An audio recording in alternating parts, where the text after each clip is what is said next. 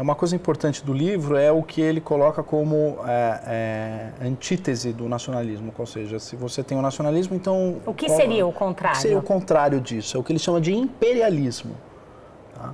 Porque o que é o imperialismo? O imperialismo, ele é uma ordem global supranacional, em que você tem um organismo supranacional que de cima para baixo cria de maneira pseudo-racional regras que vão ser colocadas para que os estados absorvam até o desaparecimento total dos estados, ao ponto de você ter, digamos assim, um estado global, um estado único global que gera regras para todos os cidadãos do mundo e eles devem seguir essas regras de forma absoluta, né? O contrário do nacionalismo é o imperialismo. E aí a gente chega no ponto central dele, né? O ponto central dele é o seguinte: como é que a gente explica, então, o Nationalsozialistische Deutsche Arbeitspartei, que é o partido nazista? Como é que a gente explica isso, né? Eu falei as palavras em alemão aqui, né? Partido Nacional Socialista dos Trabalhadores da Alemanha. Esse é o nome completo do partido. Mas só se usa nacional socialista, no máximo socialista, né? E aí o nazista associado à questão do nacionalista, né? E qual a grande percepção do Razone? Ele fala assim, independentemente de quais os termos que são aplicados para essa mixagem semântica, o próprio líder do partido se referia ao seu governo raramente pelo nome do partido. Ele se referia ao seu governo como Reich, império. Reich, ele fala, isso é um Reich, isso é um império. Então, a partir disso, o Yoram Razone faz a leitura que me parece ser adequada e correta, de que todo movimento que tende a um imperialismo, a um supranacionalismo, ou a algo que vai colocar regras de cima para baixo, com uniformização mundial, desrespeito à autonomia dos povos, etc., essa é a verdadeira antítese do nacionalismo. É a partir desse momento em que você perde a sua liberdade. Você começa a perder a sua liberdade porque você não escolhe quem faz essa regra vem de cima para baixo, e essa regra ela tem uma operação. Agora vamos entrar na questão da família.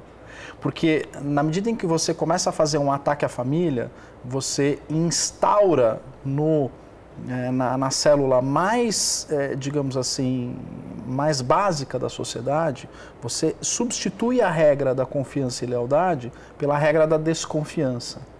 Então você parte do pressuposto que você tem que desconfiar do seu filho, você tem que desconfiar da pessoa com quem você habita. E a partir disso, você vai criando uma série de regras. O capítulo 11 do livro dele, ele fala sobre família e negócios.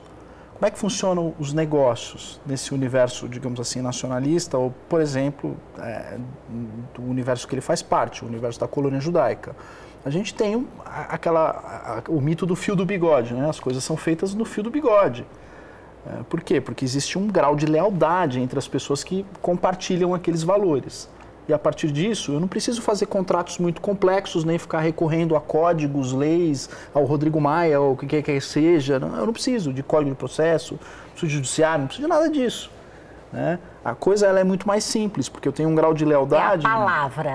Em que eu só vou recorrer ao judiciário se eu tiver numa situação absolutamente insustentável, e uma situação insustentável de natureza, digamos assim, terrena. A gente chegou numa situação em que a gente não consegue, de certa forma, convencionar se a correção monetária é por X ou por Y. Isso aí não é uma questão de confiança ou não, é uma questão de dúvida operacional. Eu recorro ao judiciário, não tem problema, isso é uma questão terrena. Mas a questão de você pagar ou não pagar, fazer ou não fazer, que é o que a gente vê todo dia no judiciário, a gente fala, o pessoal está perdendo a noção aqui das coisas, né? Tá perdendo a noção da vida. Isso ele coloca... nesse universo da confiança e da lealdade. E aí, voltando, quando a gente começa a fazer um ataque à família para que as pessoas substituam a confiança pela desconfiança, você começa a ter que colocar regras, né, de casamento de não sei que tipo, de casamento poli sei lá o quê, de aborto, de adoção de não sei que jeito, Você começa a criar regras, criar regras, criar regras, criar regras, porque você parte do pressuposto de que você está lidando com um universo de desconfiança. Você expande essa desconfiança para o resto da sociedade, para o clã, para a sua tribo, para a sociedade como um todo. E aí o que é que você tem? Você tem regras contratuais nas quais a premissa é a desconfiança. Por que eu tenho um contrato hoje de 100, 150 páginas? Né? Por que os contratos têm 150 páginas? Porque eu parto do pressuposto que eu estou negociando com uma pessoa que vai me passar para trás. Isso. É o pressuposto é que eu vou ser passado para trás. Eu não posso confiar mais em ninguém. Portanto, eu preciso de alta regulamentação, eu preciso de contratos de 100 páginas. Na época dos nossos avós, os contratos tinham o quê? 2 páginas, 1,5 página. Você tinha o fio do bigode, você tinha um caderninho de fiado na padaria, né?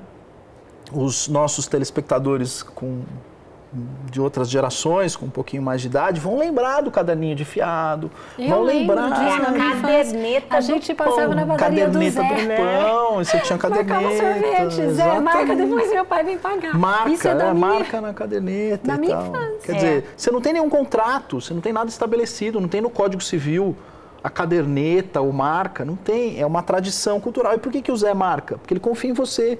Ele sabe que você mora ali, ele sabe que no dia tal, seu pai trabalha não sei aonde, ele recebe todo dia 25 e que no dia 26 ele vai vir e vai acertar. Né? E além de acertar, vai levar mais pão, vai levar um bolinho, vai fazer alguma coisa. E já existe todo um espectro de relacionamento. Na medida em que você cria uma sociedade em que o pressuposto é a desconfiança, você abre caminho para a implementação de um universo imperialista. Por quê? Porque quem é que vai equacionar essa desconfiança? Para que eu possa equacionar essa desconfiança, eu tenho que equacionar essa desconfiança de maneira científica, racional. Aí eu crio teses racionais, códigos, etc. Que nada mais são juiz que de formas garantias, de controle. formas Isso. de controle. Exatamente. E aí você controla a sociedade e vai cooptando o seu gado tudo bonitinho ali. E é isso que o Razoni está falando. Ele fala... Num determinado momento, presta atenção, num determinado momento, quando a gente teve no começo do século XX esse problema que desagou na década de 30, no partido fundado lá pelos alemães, toda a ideia era isso, era o controle, era controlar toda a sociedade. Só que esse controle veio por mecanismos de força, de violência e etc.